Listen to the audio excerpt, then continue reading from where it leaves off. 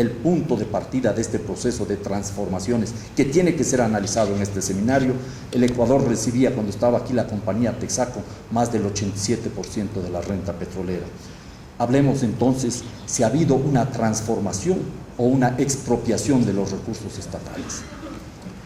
En segundo lugar, se nos dice que tenemos problemas en la refinación, que hay una insuficiente refinación. Eso es absolutamente cierto, pero preguntémonos también por qué. ¿Cómo se entiende que la refinería estatal de Esmeraldas, que había programado parar durante 4 oportunidades para su mantenimiento en el año 2006, haya parado en 174 oportunidades? Programadas 4, las paras reales en 174 oportunidades. ¿Cómo se entiende que en este momento tengamos parada la FCC, la planta fundamental, el corazón de la refinería? Porque no ha habido un adecuado mantenimiento. Es cierto, hay irresponsabilidad en el manejo administrativo. Se sabía desde el 22 de agosto del año 2005 que el combustor del reactor de la FCC tenía que ser cambiado en el lapso de un año. Y se esperó hasta que se reventó hace 2 o 3 semanas y ahora tenemos que esperar su cambio por 12 semanas, lo cual nos genera severos y graves problemas al país. Pero ¿cuáles son las razones? Aquí hay que anotar, sin duda alguna, mucha irresponsabilidad en el manejo administrativo, pero nuevamente la falta de inversión. Una y otra vez se dejó de invertir en la refinería estatal de Esmeraldas hasta llevarle, creo yo, de manera planificada y responsable a una situación de crisis generalizada. En ese sentido tenemos que ver que la refinería estatal de Esmeraldas, que está al borde del colapso, tiene que enfrentar procesos serios de rehabilitación y de repotenciación. Hay que darle recursos frente a la ausencia de mantenimiento de tantos años.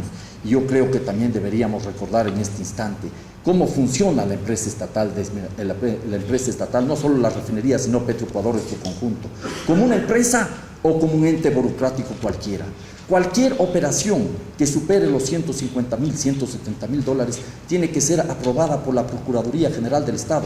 ¿Se imaginan ustedes inversionistas privados que pueden ser eficientes en esas circunstancias, que tienen que esperar 8 o 9 meses a que llegue alguna máquina que se requiere con urgencia para poner en marcha? ¿Se imaginan que eso es parte de la transformación y quiénes lo han hecho? Porque aquí habría que comenzar a señalar, incluso con el dedo, a los responsables de estas circunstancias, porque ha habido personas que han ocupado incluso el cargo de ministros de energía y que no han estado al servicio del país, sino de las empresas transnacionales. Los distinguimos y los conocemos.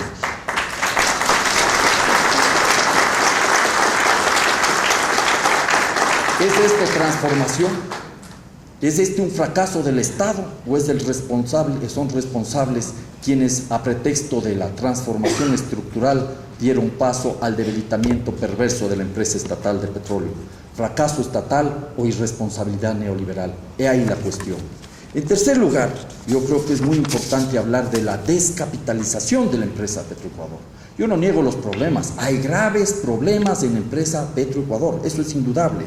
Y yo creo que es muy cierto que tenemos limitaciones de capital y es muy cierto que requerimos el aporte de la inversión privada, sobre todo extranjera, eso es indudable. Pero preguntémonos, ¿por qué no tiene los recursos suficientes la empresa estatal de petróleo? Porque no se los han dado, porque no ha querido el gobierno, los gobiernos de turno, darles los recursos que requiere. No se cumple con la ley y no se le entrega la totalidad del 10% para inversiones. Una empresa que no reinvierte no tiene futuro.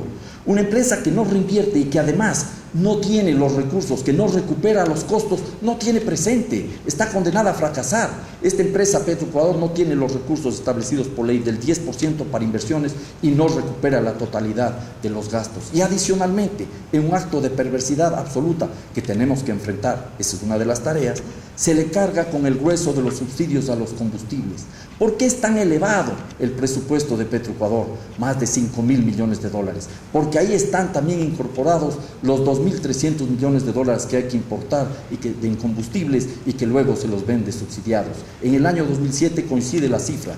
Vamos a importar, sin considerar el cater stock para la refinería, $2.300 millones, que es la cifra exactamente igual a los subsidios que se dan para seguir vendiendo los derivados de un país que extrae petróleo, exporta petróleo e importa derivados. Un país que está vendiendo su futuro. En estas circunstancias también es bueno recordar tomando la información del doctor Humberto Campodónico, que desde el año 1993 al año 2005 la descapitalización de Petroecuador habría sido de 2.509 millones de dólares. Una empresa a la que se le descapitaliza no se le puede exigir eficiencia. Eso es sinvergüencería y eso es algo que nosotros no vamos a permitir.